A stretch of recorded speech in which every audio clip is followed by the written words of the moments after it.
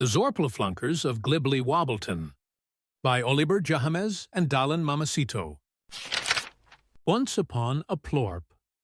In a land made entirely of gelatinous wobblegoo, there lived 3 aliens named Flarp, Zingoodle, and Snozbucket.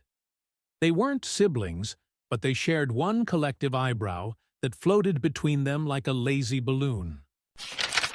One day, Flarp woke up with a brilliant idea. "Let's reverse the sproingulator and flizzle our way to the upside-down ploopyverse," he said. Zingoodle looked confused, as usual. "But if we sproingulate too hard, the flugelgarps might ungloopify into a catastrophic slurp storm."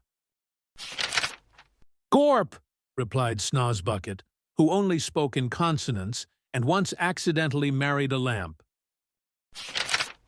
Without further debate, they climbed into their squizzle pod, which ran entirely on recycled marshmallow fluff.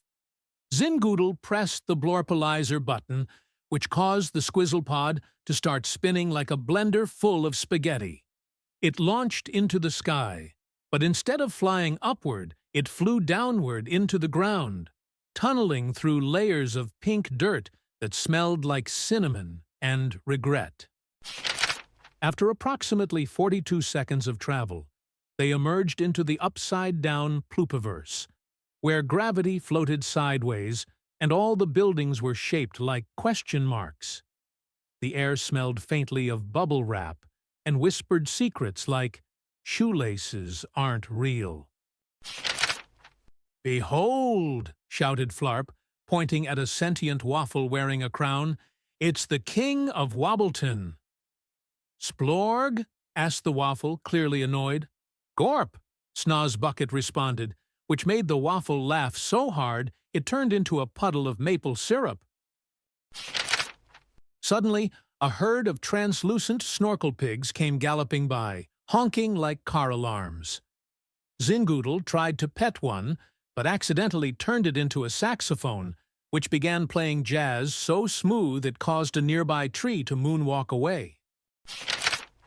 "Everything is going perfectly," declared Flarp, though no one knew what was supposed to happen. Just then, the sky cracked open, and a giant spaghetti monster peeked through. "Who's been flibbering my floobles?" it roared, holding a spoon the size of a school bus. "Run!" yelled Zingoodle, but instead of running, they all turned into balloons and floated away, singing a song about turnips. As they drifted through the gelatinous clouds, Snozbucket popped and reappeared as a sentient bucket of popcorn. "Gorp," he said contentedly. And so, Flarp, Zingoodle, and Popcorn Snozbucket floated off into the infinite nonsensical horizons of the ploopiverse, never making sense, but always having fun. The end. Or maybe the beginning. Nobody really knows.